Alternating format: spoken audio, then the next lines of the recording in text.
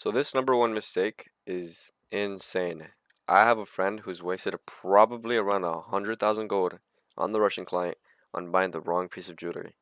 Now there's different forms of ways where you could buy the wrong piece of jewelry, and I'm gonna give you guys examples. So as you can see right now, I have a 4x3 setup, 4x3x1. Now what that means is I have 4 level 3 engravings and I have 1 level 1.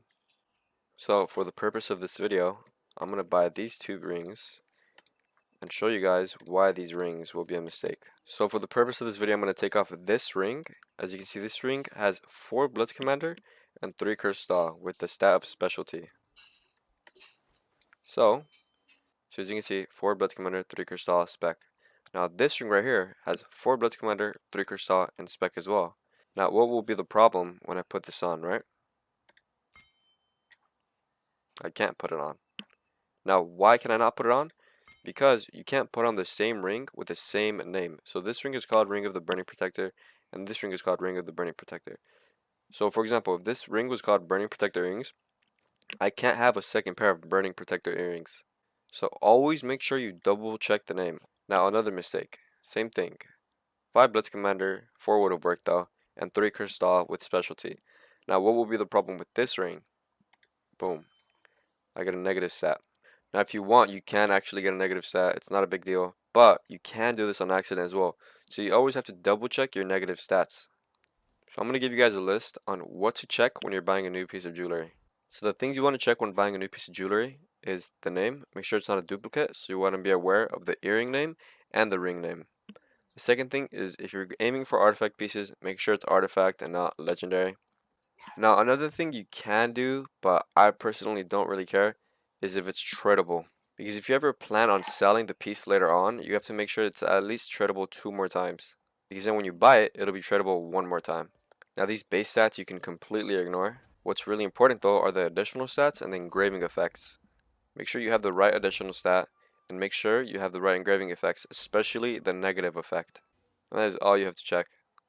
Now, I'll be posting a Google Doc in the link of the description that you guys can use. It's extremely simple. It allows you to find what pieces of jewelry you need, what would be the easiest, the cheapest way to set up, and allows you to check if you did any mistakes. Now, the second tip is don't use potions or don't open boxes that you don't know what they have in. So when I first started playing, when I was leveling, I was actually getting boxes like this, and I was like, oh, this looks cool.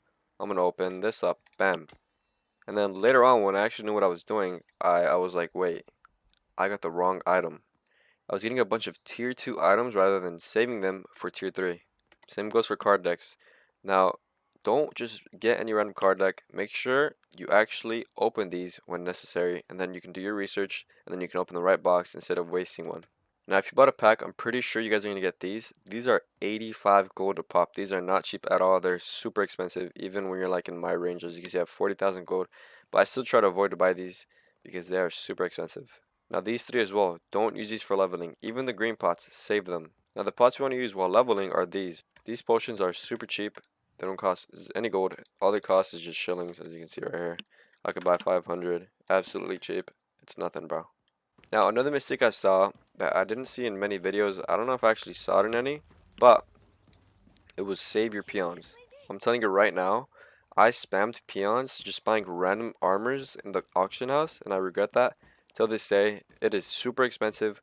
Every time you want to buy a new piece of jewelry for like an all or even your main, you have to buy peons so you can buy these. Each one costs 25 peons a pop, which equals to around 2,500 gold in Russia. And it adds up to a total of like 12,000 gold just for the price of peons. Now to give you a perspective on how expensive these are, usually a cheap setup would cost me around 20,000 gold, and half of that gold would be just on peons. So saving your peons is extremely important, and in the long run, you're going to thank me for that, man. I also saw a picture a while ago where engraving books costed peons. So if that's true, which it might not be, but if it is true, then that means peons are even more valuable.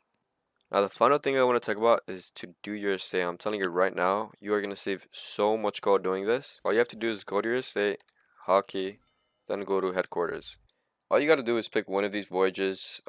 It's a bunch of free passive loot. You're going to get pirate coins and you're going to get scouter orders, which is really good. That's a bunch of gold basically.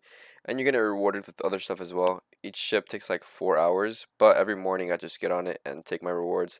Don't ever fast complete it. It's a waste of crystals. Another thing you can do is go to the workshop and then you can craft things. Now, this is where I craft my pots. You can buy this, and then you can craft the pots.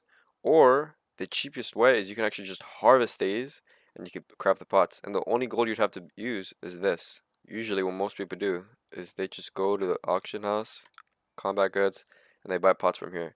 This is the expensive way, right? So if you're lazy, you can just buy pots out of this. Or if you want to be efficient and save a bunch of gold, just craft your own pots. And yeah, that's basically it.